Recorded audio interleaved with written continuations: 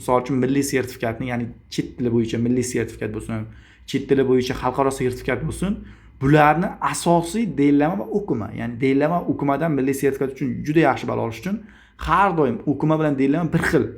Ya'ni nima bo'ladi? Tagiga chizib ishlash kerak. Ya'ni ma'nosini bilish kerak. O'zgaruvchi argument topish kerak. Qanday ключок слова, ya'ni aniqtar kalima deyishadi. U narsalarga e'tibor berish orqali siz juda ko'p vaqtingizni sarflab qo'yishingiz mumkin. Shuning uchun nima qilishingiz kerak ekansiz? Asosan tagiga chizib ishlab, o'shani ma'nosini bilishingiz kerak. Ya'ni o'zgaruvchi kalimalarni topa olishingiz kerak do'stlar. O'shandagina yaxshi nima qila olasiz. Dillama qilishni ham, o'qima qilishni ham o'zini texnikalari mavjud. U texnikalardan biri nima ekan? Eng asosiy texnikalardan biri bu tagiga chizib olish. Ya'ni dillama qilyapsan, nima qilish kerak uni? Nima qilish kerak? Misol uchun Asman xonim deyapti. Servis guruhlisining kelmasini sabrsizlikla bekliyor. Kimni kelishini kutyapti Asman xonim? Bu giysiler Anadolu halkının tümünde görmemiz mümkün değildir fakat yine özellikle küçük yerleşim markalarında insanlar hala kullanıyor diye. Aha. Shunda Kullanmıyor degan-ku o'sha. bu yerda savolda kullanmıyor, lekin o'qimada kullanıyorlar. Onlar masalan nimaga qo'llanishadi? Bayramlarda, shunaqa chiqqan vaziyatlarda eski kiyim bo'lsa ham, ya'ni eski. Bazı vaqtlar har doim ham emas, ba'zi vaqtlarda qo'llanadi degan. Mana biz. Shunda bu yanlış bo'lib qoladi, to'g'rimi do'stlar? Yanlışni olamiz, ha?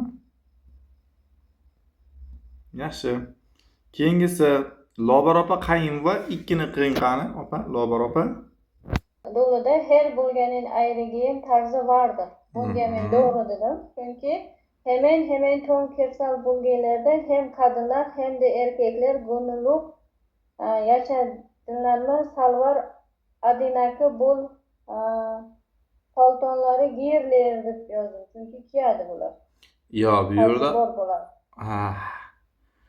bo'lgalarida har xilmi nimalari, kiyim tarzi bo'lgalarida? Shunaqa. Qayerda yozilgan o'sha bo'lgalarida har xil degan yozuv? Mana bu yerda aytayaptiki, biz qayerdan olishimiz mumkin? Opa. Nima deysiz? Biz qayerdan olishimiz mumkin? Mana shu misol uchun, ya'ni Anadoluning har bir viloyatida kiyim tarz har xilligini qayerdan bilishimiz mumkin? O'qimani qaysi joyda, nuqtasini menga ko'rsating. Mana Anadolu'da giyim unumli bir parçası da başlıkları ya da örtülerdir degan joyini oldim men. Yo, u yerdan emas opa. Xato. Rahmatova. Qildingizmi shu nimani? Rahmatova. Qildim o'sha opa aytgan. Bo'lgadan bo'lgaga deyishir degan o'sha joydan. Mana bo'lgadan bo'lgaga deyishir degan joydan olgan ekanmiz opa. Lobar opa qayin va siz zinayt ko'rona qilgansiz opa buni. Mana opa.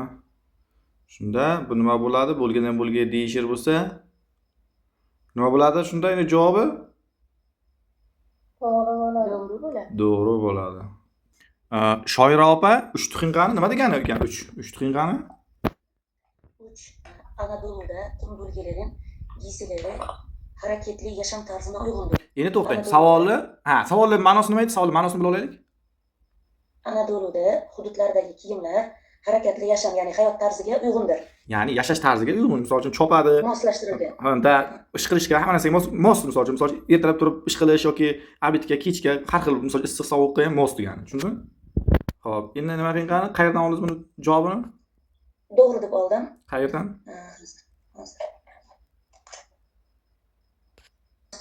Bir üçüncü abzas hemen tüm kırsal bölgelerde hem kadınlar hem erkekler günlük yaşantılarında şalvar adında da bol pantolonlar giyerler. Erkeklerin şalvarları pantolonlara benzer biçimde biraz daha dardır ve genellikle şalvarların beline bu şekilde Yo'q, u joy emas. Yasham tarzini mos degan joy emas. U shalvar nimalar haqida, ya'ni kiyinish turini haqida gapiryapti u yerda. Siz aytgan joyda javob yo'q. Uni javob siz aytgan joyda.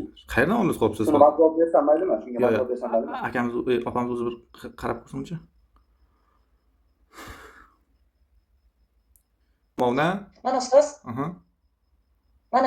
Mana bu Anadolu'da boshlangan abzas oxirida günümüzde başörtüsü kullanmayan kadınlarda yeni günlük hayatlarına aksesuar olarak kullanmaktadır. Yo, o boshqa narsa. Boshqa narsa. Boshqa. O'sha sal teparoqqa chiqsangiz javobini topasiz. Harakatli yashash tarzına deb berilgan. Ha, yo'q. Uygun olmalar işi giysilerin ortak özelliklerinden en unumlisidir. O'qimayaptimi? Yo'q, yo'q. Juda harakatli. Yani hani şeyde çizip koyduğun değiştirdir degandan keyin hareketli yaşash tarzına uygun olmalı işi giysilerin ortak özelliklerinden en unumlisidir. Ko'rdingizmi opa? Unda to'g'ri bo'ladi-ya? To'g'ri bo'ladi. To'g'ri. Guli opa G'ulomova 4 daqiqani Guli opa mana shuni aytishingiz kerak edi. Mana shu yerdan oldingiz. Belgilab ketishingiz kerak olgan joyingizda opa. Qanday hukm ishlayapsiz siz bu turishda? Guli opa G'ulomova. Günümüzde başörtüsü kullanmayan kadınlarda yemeğinde günlük hayatında aksesuar olarak kullanmaktadır. 4-savolni o'qing. Geleneksel giysiler günümüzde yalnızca aksesuar olarak kullanıyoruz. Endi savolni tarjimasini endi bizga tushuntirib bering. Nima deyapti bu?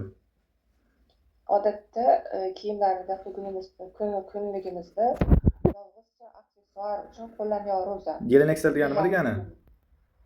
Odatda Kultural kiyimlar bor-ku, milliy kiyimlar geleneksel giysilari deyapti. Milliy kiyimlari deyapti. Hozirgi kunda deyapti. Faqat nima deyapti? Aksessuar.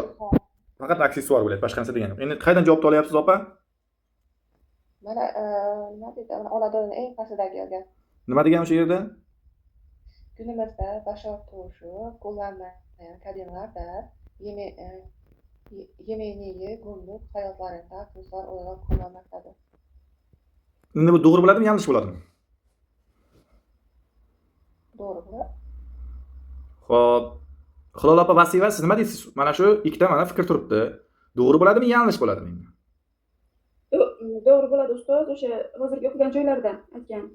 Günümüzde başörtüsü kullanmayan kadınlarda yemeğini günlük hayatında aksesuar olarak kullanmaktadır. Ustoz bu yerda faqat ro'mol haqida gap ketmayaptimi? Yanglish bo'lmaydimi? Günümüzde faqat başörtüsü, ya'ni o'sha ro'mollarni nima qilmagan kadrlar deyapti, aksessuar olarak kullanıyorlar.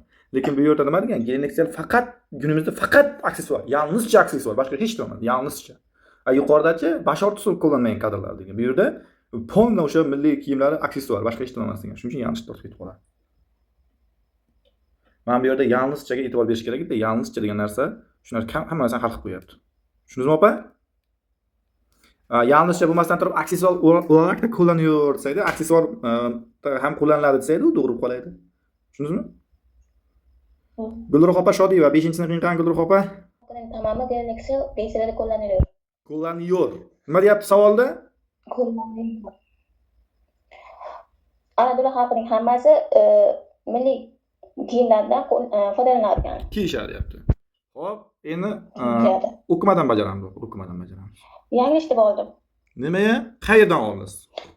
Chunki hozir mana bu yerga faqat aksessuar sifatida qo'llaniladigan joy ham bor-da. Yo'q, aksessuar. U aksessuardan boshqa vazifani ham kiymasligi mumkin degan joy narsani fikrdan kelib oldim. Yo'q. Anadoluda xalqining hammasi o'sha kiyimlar kiyadimi? Mana bu yerda yozib qo'yibdi. Anadolu xalqining tamomi geleneksel giysilar kullanıyor. Ya'ni polna hammasi o'sha milliy kiyimlarni kiyadimi? Qani o'sha oldingi kiyimlarni?